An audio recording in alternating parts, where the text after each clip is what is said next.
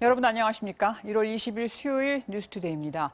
미국 대통령 취임식이 하루 남았습니다. 워싱턴은 폭풍 전야 같은 분위기인데요. 무장 폭동이나 테러가 대통령 취임식 날 정말 일어날지 미국뿐만 아니라 전 세계가 숨죽이며 지켜보고 있습니다. 퇴임 이후에 탄핵당할 가능성이 있는 트럼프 대통령에게 안 좋은 소식이 하나 더 있는데요. 워싱턴 연결해서 자세한 내용 들어보겠습니다. 영기 특파원, 이미 지난주부터 워싱턴이 요새화됐는데 이제 긴장감이 최고조일 것 같은데 어떻습니까?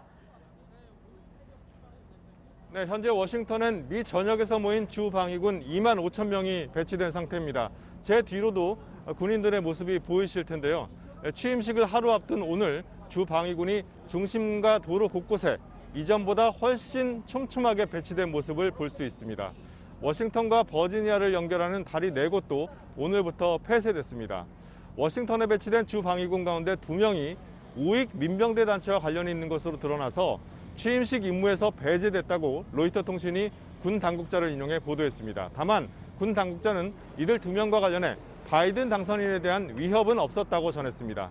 또 미 연방수사국 FBI는 의사당 난입 사태가 벌어졌던 지난 6일 워싱턴에 파이프 폭탄 형태의 폭발물 2개를 설치한 혐의를 받고 있는 용의자를 계속 추적 중이라고 밝혔습니다.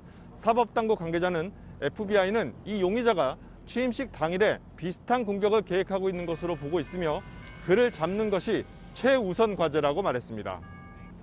네, 정말 영화 같은 이야기입니다.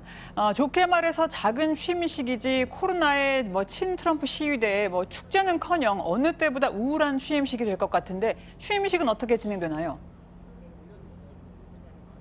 네, 취임식 공식 행사는 현지 시간 수요일 오전 11시 반, 한국 시간으로는 내일 새벽 1시 반쯤 시작할 예정입니다. 취임 선서는 현지 시간 정오, 그러니까 한국 시간 새벽 2시 직전에 이뤄지고요. 취임 선서가 끝나고 정오가 되면 새 대통령의 임기가 시작됩니다. 가장 큰 변화는 참석자 수가 크게 줄어든다는 겁니다. 예전에는 취임식을 보기 위해서 전국에서 수십만 명이 몰렸지만 올해는 인파가 몰리던 내셔널몰을 아예 폐쇄했고 참석자는 1,000명 정도에 그칠 것으로 보입니다. 대신에 내셔널몰엔 성조기 약 19만 개가 채워졌습니다. 취임식 당일 새 대통령이 백악관으로 이동할 때 군중의 환영을 받으며 펼치던 퍼레이드 그리고 저녁 무도회도 취소됐습니다. 바이든 당선인은 취임식 전날인 오늘 저녁 워싱턴 링컨 기념관에서 열리는 코로나19 희생자를 추모하는 점등식에 참석한 다음에 백악관 인근 대통령 영빈관인 블레어 하우스에서 묵을 예정입니다.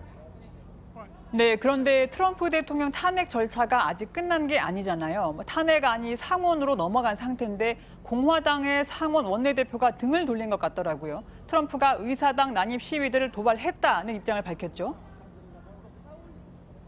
그렇습니다. 미치 매코넬 공화당 상원 원내대표는 지난 6일 의사당 난입 사태와 관련해서 폭도들에게 거짓말이 주입됐다. 트럼프 대통령과 다른 권력자들에 의해서 도발당했다고 말했습니다. 매코넬 원내대표는 지난 4년간 트럼프 대통령을 적극 지지해온 인물인데요. 이랬던 매코넬이 상원의 탄핵 심판을 앞두고 이 같은 입장을 밝히면서 탄핵 찬성으로 돌아설 가능성을 내비친 겁니다. 상원의 경우에 의원 3분의 2가 찬성해야 탄핵안이 통과될 수 있는데요. 이를 위해선 공화당에서 최소 17표 이상의 이탈표가 나와야 합니다. 상당수 의원들이 탄핵 찬반에 대해 공개적 입장 표명을 꺼리고 있는 상황에서 매코넬의 이 같은 입장이 다른 공화당 의원들에게 어떤 영향을 미칠지 주목됩니다. 그리고 방금 들어온 소식이 하나 있는데요. 트럼프 대통령이 임기를 불과 하루 남기고 영상 메시지를 발표했습니다. 자신의 업적을 다시 한번 과시하면서 새 정부의 성공을 기원하는 내용이었습니다. 워싱턴에서 전해드렸습니다.